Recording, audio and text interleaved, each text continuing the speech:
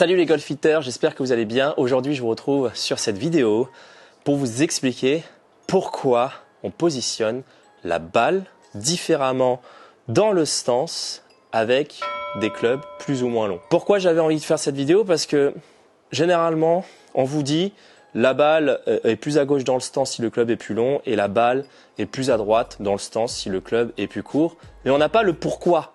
On dit c'est comme ça. On positionne la balle à gauche dans le stance parce que avec les clubs longs, parce que c'est comme ça, mais on vous explique pas pourquoi. Donc aujourd'hui, c'était pour répondre à cette question du pourquoi. Mais avant de commencer, petit instant auto-promo. Comme vous le savez, je pense depuis le temps, nous sommes sur le simulateur qui se situe à Igny, qui est un simulateur qui est en libre location si vous voulez vous entraîner, avoir votre entraînement personnel. Et si vous avez besoin d'un petit cours de golf dans ce simulateur ou à Forges-les-Bains, je suis également à votre disposition. Vous avez tous les liens dans la description de la vidéo. Donc on se retrouve avec notre ami le hula hoop qui a peut-être pu vous traumatiser sur la dernière vidéo au niveau des infos, mais j'en ai encore une fois besoin pour vous expliquer la vidéo. Donc comme on l'a dit dans la précédente vidéo, si vous ne l'avez pas vu, je vous invite à la cliquer juste là ou là. Je sais jamais si c'est à droite ou à gauche que je dois indiquer parce que je suis à l'envers. Donc si là j'indique ma droite, non c'est pas là, donc c'est ici pour voir la dernière vidéo. Mais en gros, ce qu'on expliquait dans la précédente vidéo, c'est que le hula hoop va représenter mon plan de swing. Donc mon plan de swing, on sait qu'un swing de golf, il n'est pas droit. On peut pas swinger comme ça. On swing forcément sur un plan incliné, plus ou moins incliné, et on va voir que ça a une importance cruciale, le plus ou moins incliné. Maintenant, ce que je veux que vous compreniez, c'est que on ne prend pas la balle, directement au point bas. Parce que ça voudrait dire qu'on aurait un angle d'attaque super tangentiel, donc ça va être compliqué de choper une certaine compression de balle. On prend une balle de golf avec les fers, on s'entend bien avec les fers, avec généralement un poil avant le point bas de l'arc. Donc en gros, je suis là, si je veux taper un fer un peu dans une phase descendante, ce qui se passe c'est forcément que mon angle d'attaque sera descendant si je suis là. Maintenant, ce que je veux qu'on comprenne, c'est quoi? C'est que, regardez, on est d'accord que si j'ai un lob wedge dans les mains, est-ce que vous êtes d'accord avec moi que mon lob wedge, dans mon plan, vu que je suis plus proche et que le club est plus court, dans mon plan forcément, qui est représenté ici par mon hula hoop, il sera plus vertical que si j'avais un driver. Jusqu'à là, je pense qu'on me suit. Donc à partir de là, regardez, si je suis avec mon lob wedge, donc je suis assez proche, on va dire, je suis là avec mon lob wedge, j'ai un plan de swing qui est assez vertical, comme vous pouvez voir avec le hula hoop. Et ce qui se passe, c'est que si j'ai un lob wedge, regardez ce qui se passe au niveau de l'orientation de mon chemin de club qui est représenté ici par la petite antenne que j'ai attachée ici. Je prends mon lob wedge, je me positionne, et si je la prends dans une phase descendante, regardez ce qui se passe. Ce qui se passe, c'est qu'au niveau de la position de la balle dans le stance, qui est représentée ici par la baguette qui est au milieu de mon stance, naturellement, ma balle, avec un lob wedge, si je veux la prendre dans une phase descendante, naturellement, ma balle se positionne à droite dans le stance.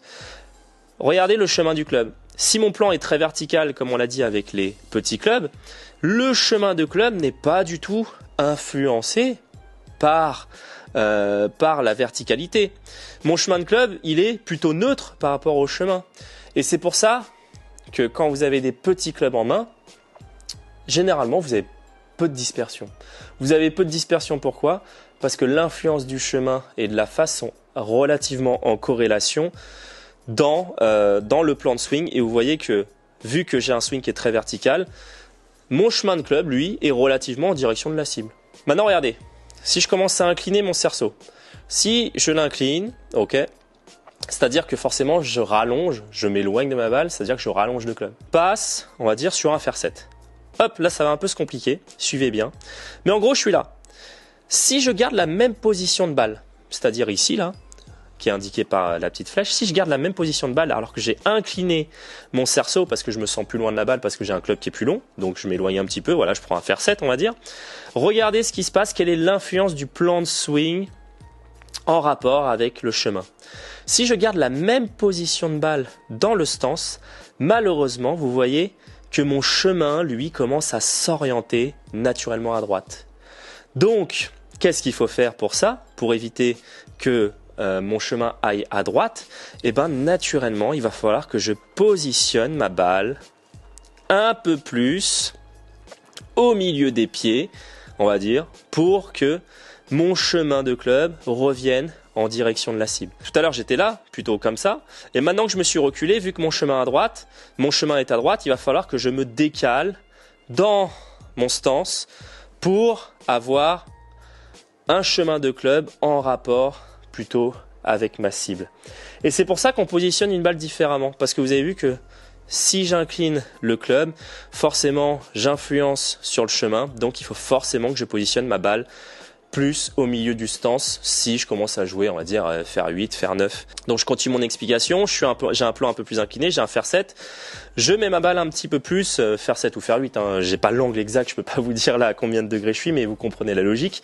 Mais en gros, maintenant ma balle est au milieu du stance parce que il faut que mon chemin ne soit pas trop à droite. Donc j'ai décalé ma balle au milieu. Très bien. Maintenant, regardez, ce qui se passe aussi, c'est que forcément, tout à l'heure, avec mon lob wedge, j'étais là, donc je la prenais assez tôt dans l'arc. C'est pour ça que j'ai un angle d'attaque qui est plutôt plus descendant avec mes longs clubs. Mais plus mon plan s'aplatit, plus l'angle d'attaque, vous voyez, descend moins. Il sera toujours un peu descendant, mais il sera moins descendant. C'est pour ça qu'avec les petits clubs, on est très vertical avec un bon angle d'attaque. Et plus on aplatit le swing, plus la balle se retrouve au milieu et qui commence à se décaler à gauche, moins mon angle d'attaque est descendant. Je continue. Admettons que j'en sais rien, j'ai faire 4, faire 3 dans les mains. Je vais encore incliner. Malheureusement, regardez, je garde la même position qu'avec mon faire 7. Malheureusement, plus j'incline, plus mon chemin de club se retrouve encore une fois à droite. Donc à partir de là, qu'est-ce qu'il faut que je fasse ? Il va falloir que je me décale encore. Et donc il va falloir que je me décale et que je commence à me mettre un peu plus pied gauche avec un fer long. Là je l'incline pas mal, hein. Je ne sais pas encore une fois si je me retrouve sur un plan de fer 3 ou de fer 2 ou de fer 4, peu importe, c'est juste pour que vous compreniez la logique, mais là j'ai un plan qui est quand même très incliné. Donc là naturellement, regardez, qu'est-ce qui se passe ? Pour avoir un chemin de club qui sera relativement en direction de la cible, forcément je suis obligé de mettre ma balle à gauche, parce que si je garde ma balle au milieu des pieds, ce qui va se passer, c'est que mon chemin va être à droite. Donc je me décale et surtout, ça va avoir une influence sur quoi ? Le chemin du club et également l'angle d'attaque. Vous voyez que mon angle d'attaque, là, il commence à être un peu plus tangentiel.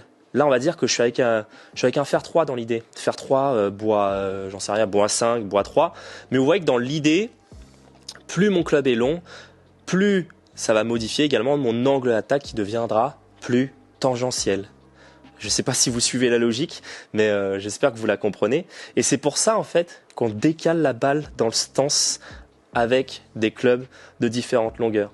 J'exagère, mais je continue dans l'explication. On va passer sur le driver pour voir ce qui se passe. Mais je suis là maintenant. On est là avec le driver. Il faut que je change mon angle d'attaque. Il faut que je prenne un angle d'attaque remontant. Ok ? Donc là, on commence à arriver dans ce sens-là. Si je change pas ma position de balle et que j'incline encore, là, on peut voir que hop, j'incline encore plus, on va dire que là je commence à avoir un swing de driver, on voit que le chemin commence à être encore à droite. Et en plus je veux prendre un angle d'attaque remontant, donc il faut que je décale encore ma balle dans le stance pour pouvoir prendre ma balle, vous voyez, qui commence à arriver dans un angle d'attaque remontant. Donc là, je suis intérieur du talon gauche, on va dire, avec le driver, et là on voit que je commence à avoir ma petite flèche, hein, mon petit bitonio, là, mon petit truc en métal qui est accroché, qui est scotché sur mon cerceau, il commence à remonter. Et c'est pour ça que je positionne ma balle à gauche. Donc voilà, c'est ça que je voulais que vous compreniez dans cette vidéo. C'est pourquoi on fait ça. Pourquoi, avec des clubs de différentes longueurs, on positionne la balle différemment dans le stance. Je le remontre dans la conclusion, mais si j'ai un plan de swing du coup qui est très vertical, vous voyez que si je veux choper ma balle dans une phase descendante, il faut forcément que je décale ma balle un peu sur le pied droit. Ok, là du coup mon club va arriver dans une phase descendante et l'influence du chemin est très peu marquée parce que du coup mon plan est très vertical. Plus je vais incliner, plus ça va modifier le chemin. Donc plus je vais devoir décaler ma balle un peu plus à droite dans le stance. Plus mon club est encore long, plus mon plan de swing est incliné, plus je vais devoir décaler ma balle à gauche dans le stance, qui va me permettre de neutraliser le chemin du club, parce que sinon il va être à droite, et plus ça va avoir un angle, une incidence sur l'angle d'attaque qui sera un peu plus tangentiel avec les fers longs et les bois. Plus je décale encore à gauche avec le driver, plus je vais prendre ma balle en phase remontante, et c'est pour cette raison que les pros de golf vous demandent de positionner la balle différemment dans le stance en fonction des clubs que vous jouez. Alors ça, c'est l'explication bateau. L'explication la plus simple, parce que ce que je suis en train de vous raconter, c'est pour un plan de swing à 0 degré. Et après, ça se complique un petit peu. Ça veut dire que l'exemple que je suis en train de vous donner, vous êtes d'accord que ce que je suis en train de faire, c'est que je suis en train de swinger avec un plan qui est plutôt en direction de la cible. Maintenant, ce qui se passe, c'est que naturellement, on va avoir des tendances d'orientation de swing. Je vous renvoie sur la vidéo précédente. Mais ce que je vous compreniez, c'est la façon, on va dire, la plus académique de pourquoi on place la balle différemment dans le stance. Maintenant, ce que vous allez me dire, c'est ok, super, mais comment je fais maintenant pour savoir c'est où à gauche? Ça veut rien dire à gauche. C'est plus ou moins à gauche. Il y a forcément un repère. Et ce que je vous compreniez, c'est que en fait, personne peut vous dire où est-ce qu'il faut la positionner exactement, parce que ça va dépendre du plan de votre swing. Est-ce qu'il est à gauche? Est-ce qu'il est à droite? Une intention de jeu, forcément. Est-ce que vous avez envie de jouer un draw ou de jouer un fade ou de jouer une balle droite? Et en fonction de ces différentes données, on peut commencer à parler de la position de la balle. Mais vous dire, il faut la positionner comme ça, parce que c'est comme ça, non, c'est pas vrai en fait. Il faut positionner la balle dans le stance en rapport avec la trajectoire que vous voulez lui donner, en rapport avec l'orientation de votre plan de swing, et donc ça va modifier du coup forcément le chemin. Pour vous donner un exemple très simple, je vous donne mon cas typique, mais moi par exemple, ce qu'on pourrait dire, c'est que moi j'ai une tendance à faire des draws, ok? J'ai une tendance à avoir une orientation de plan de swing qui est à droite avec un chemin de club qui est généralement trop à droite. Qu'est-ce que va dire un pro de golf? C'est qu'un pro de golf va dire généralement qu'il faut positionner la balle à droite dans le stance pour produire un draw. Mais en fait, c'est foncièrement pas vrai. Enfin, en tout cas, il manque des données. Ça peut être valable pour la plupart des gens, mais par exemple pour moi, en l'occurrence, quand je veux produire un draw, je ne positionne pas ma balle en arrière dans le stance. Pourquoi? Parce que je sais que moi, quand je swing, j'ai une orientation de swing qui est très à droite. Et si je positionne ma balle très à droite dans le stance, je vais avoir un chemin qui est trop important vers la droite.